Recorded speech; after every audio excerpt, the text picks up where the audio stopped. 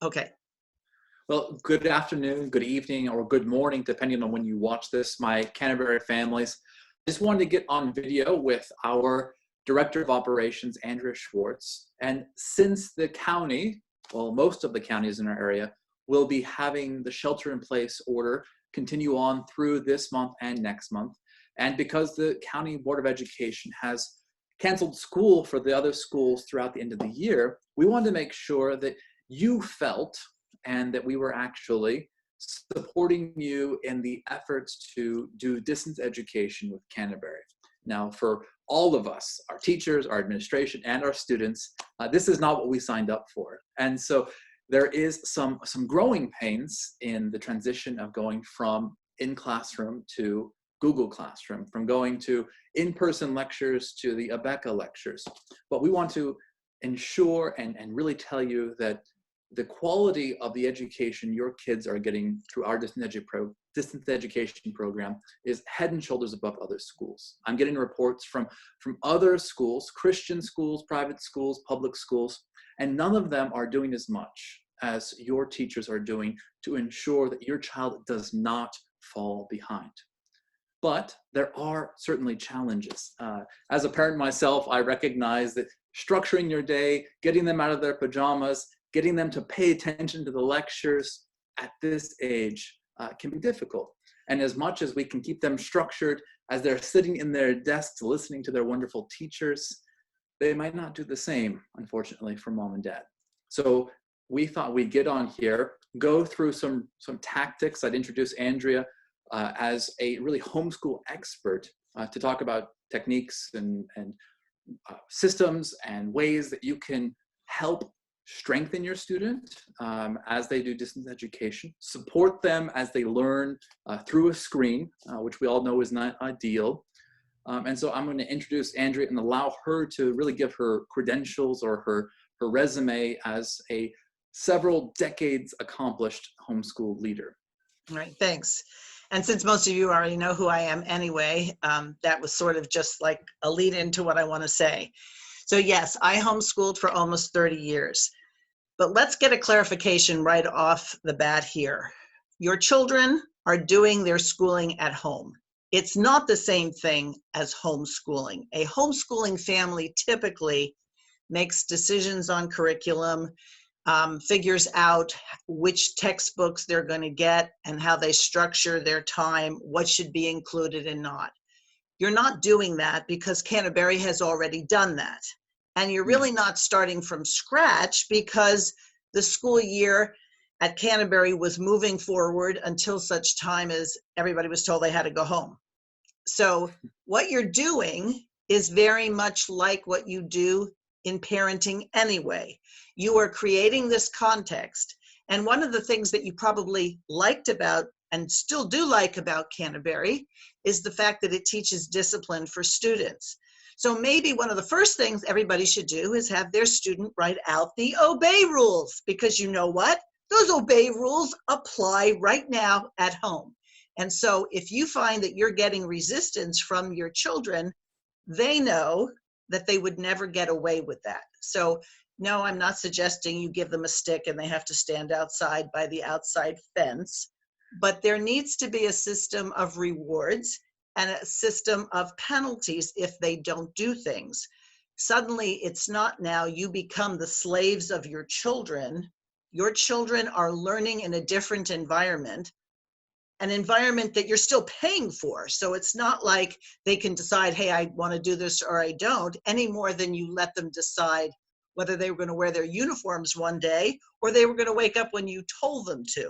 So we want to remind you that since Canterbury always looks at itself as your authority delegated to us, that we uphold your authority in what you're doing now. Right. And your Canterbury teachers have sent home lots of assignments and instruction, and you've been in communication, and I encourage you to continue to email and to use the Google Classroom. Should you have any questions, your first resource is your student's teacher. And the teacher is more than capable of providing and answering any questions you have. But Andrea, I want to ask you as we kind of begin this session, what if we're having trouble getting our kid to focus? This is completely new for a lot of our kids. How do we make sure that they're working through all the lessons and staying organized? What would you recommend? Okay, my first answer is that depends. It depends on how old the child is and what the requirements are. Now, I happen to know that with the oldest grade in the school, they actually have scheduled sessions where the computer has to go on at a certain time and they're going to be interacting with Mrs. Kuiper. Okay, obviously, they have to be there at that time. And if they miss it, they're going to at least have to watch the video. Now, for the younger ones, if it's just a question of getting certain work completed, acknowledge the fact that this is different. I hope you're not waking your children up at 6 o'clock every morning. If that's what you used to do to get them to school, it's a different time.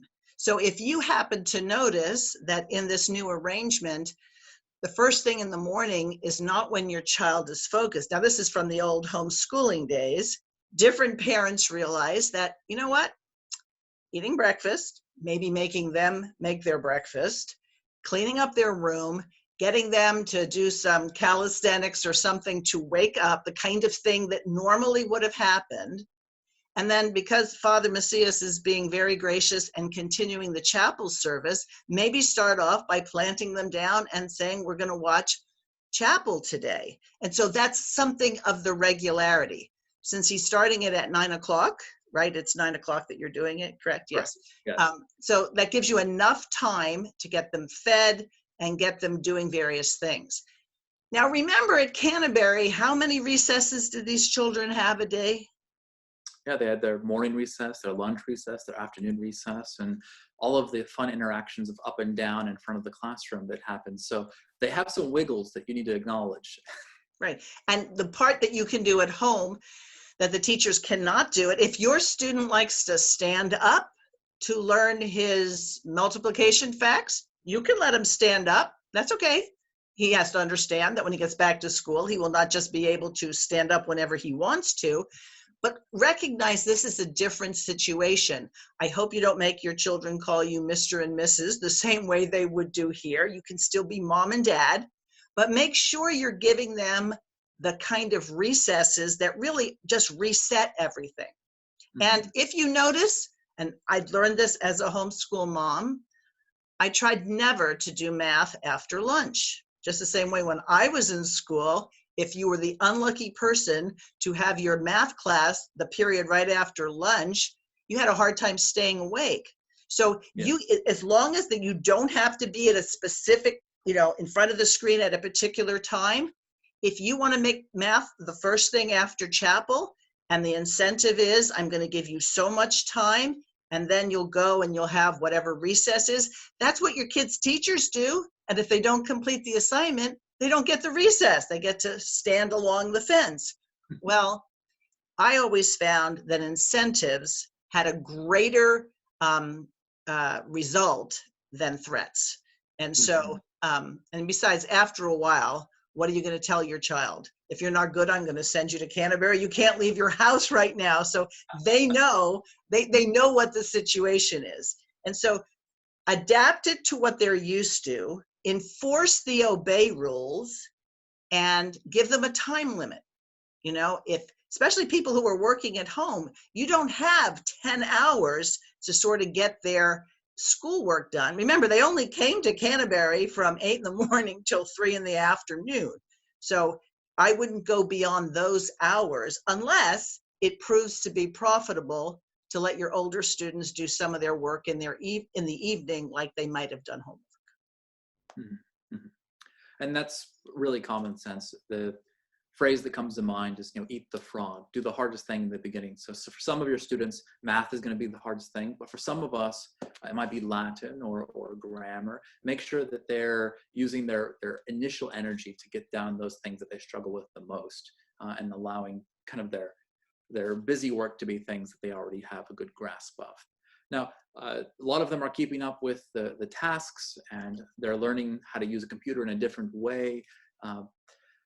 What if they're able to get through the classes, they're doing it all, but they're just not challenged in the sense of this is different than being in the classroom where the teacher is able to recognize where each kid is. There's not immediate results where Mrs. Kuiper or Ms. Patapov can kind of say, all right, now do this next thing. Do you have any tips for extras we can be doing with our kids so that they're not, bored at home? What can we do to occupy them, maybe even the evenings or weekends or here next week on Easter break, to make sure that we're using the time wisely? A couple of things come to mind. How many of you parents wish your children would do their own laundry? You wish your children would make their own lunches every day. Aha, you have time to implement home economics. And as a homeschooling parent, I used to do that. My girls used to have to make their dad's lunch every day. I said, look, someday you're going to be running a family and you'll have to do this.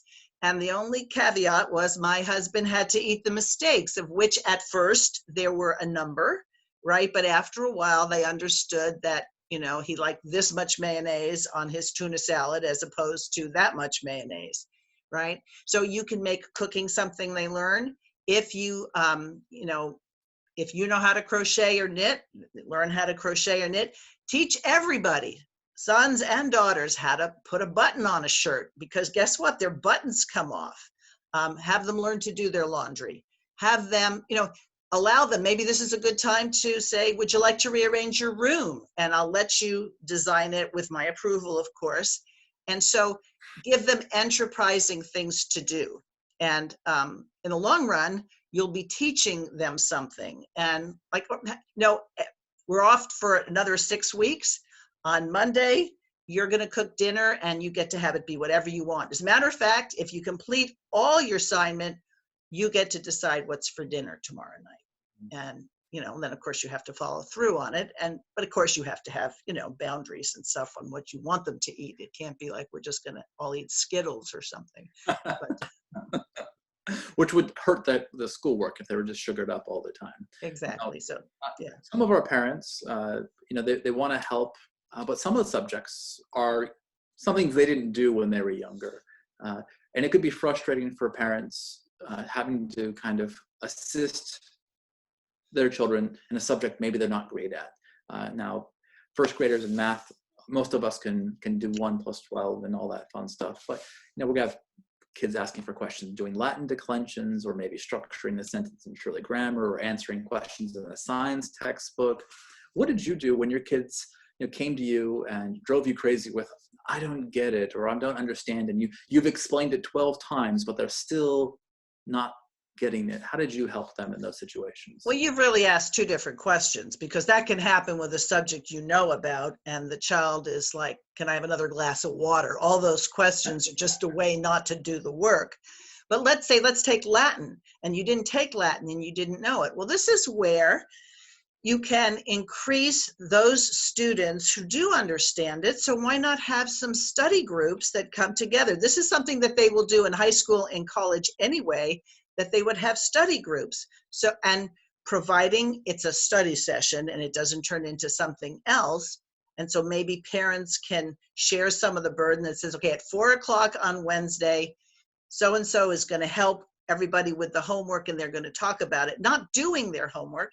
And I even imagine Father Parrish might be willing to be around for a special Q&A kind of thing, right? So if you don't ask, you won't get it. But if you put your heads together, I'm pretty sure that in each class, there are students that excel at that particular subject, whatever the problem is. So let's deputize them into being able to take the extra step. I know my grandson, who goes to a Christian school up right north of Sacramento, has been teaching a coding class to the 1st, 2nd, and 3rd graders of his school. And he's getting great opportunity to learn how to teach. And I think all parents are probably realizing what a great job Canterbury teachers do, because not only are they just dealing with your student on a daily basis who might be reluctant, they have more than one student. So maybe everybody will say, wow, maybe the parent-teacher meetings in the future will be very different because now they've had a taste of what that's like. Certainly. Yeah, certainly. Okay, well, and I know you have mentioned you're willing to help lead some of those study sessions, and we've had some one-on-ones with students who maybe they were new this year, or they feel like they might be falling behind, or they're spending too much time on one subject. What are you willing to do as far as tutoring or special sessions? What subjects would you be willing to go on a limb with our students for? Well, probably at this point, almost anything besides Latin, because it's been a long time, and I imagine they could get better help than my ability to do that. But sometimes a tutoring session can just unstick the person. I know when I was teaching my youngest, boy, oh boy, did she cry over math. She shed more tears over math than she probably has ever cried over in her life. And there was a man at the church who was willing to sit down with her a couple of times. So obviously we can't do this now because you can't go to the library, but he would go to the library with her. And you know what he told her? He said, you're very smart. You're very good at this. She comes home and now suddenly she can do it. Why? Because a prophet is not without honor except in her own home. And so somebody told her she was smart. I had been telling her she was smart, but that didn't matter. So if I can be of help to unstick a situation and motivate a child, that's great. So that's one thing. So ask me, how to get a hold of me. And I'll schedule something. I'm already working with one family, and so far we've met for a couple of weeks for a half hour, and it's working out really well. And I appreciate the opportunity, and I believe the family's happy as well. The other thing what I was thinking of doing is having some clubs. I know when I did my public speaking thing the Thursday before we all went home, some of the older grades really enjoyed the idea of debates and whatnot. I can do that online. I've taught online for 15 years, so teaching online is not difficult for me. But if they're interested and they come, and it'll be a club, it'll be something they actually have to do. So it won't be just playtime or goofiness, because I don't get into that. But we can do things like drama, we can do things like debate, we can do things just basically learning a particular subject about something that somebody's interested in. So I love to teach. So just give me a little, inch and I'll take a yard on that one, but I'm available and very willing. Yes, and of course, your classroom teacher is your primary resource, and they will be willing to help you in any way you need. So continue to be in communication with them. But if you want something extra or some one-on-one tutoring, Canterbury is here to support you. We want you to succeed even in this term of distance education. One of the things that we've heard from a lot of families is that your child kind of can sense the stress of what's going on in the world around us. And your job as a Christian parent is to really allow them to continue with life as much as normal as possible. And while that's impossible to have normal going to school structure, what we're doing through distance education is allowing your child to find those rhythms that give them the assurance that God's in charge, God's going to take care of, they're going to make it through this, they're still preparing for their life under Christian kingdom. And so it's really important that we all kind of remain this Canterbury family, that you and your teachers, you and your child's teacher continue to work together as a cohesive unit, and that you continue to allow your child to participate in, this kind of extracurricular life of Canterbury. That was really the intention behind all of our enrichment classes on campus, to kind of cement this idea that we are one community, one family. And so as much as we all love our kids to be brilliant scholars and everything, there's also during this time the benefit of this is how we develop those Christian bonds of love and affection. All right, let me just make one clarification. If you want me to help with your child and you email me, please CC your child's teacher as well, because this isn't going to happen in a vacuum. I want them to know what it is we're going to do. And in most cases, at least with the children I've tutored all through this year, they've been very willing to have that happen. The second thing I'd like to say is, use this time to encourage Christian service in your children.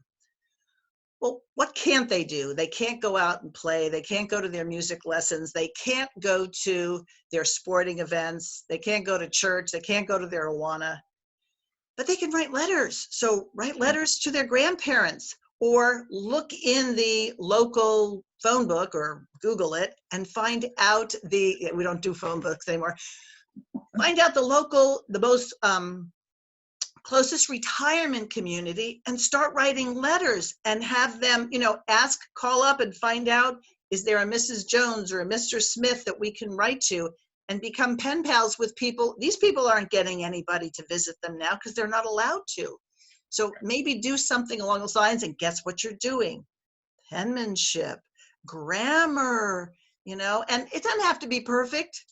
It just keep them going on that, but let them see the reason that we practice our penmanship so people can read what we wrote. That's right. Yeah, that could be grandmas and grandpas, aunts and uncles too.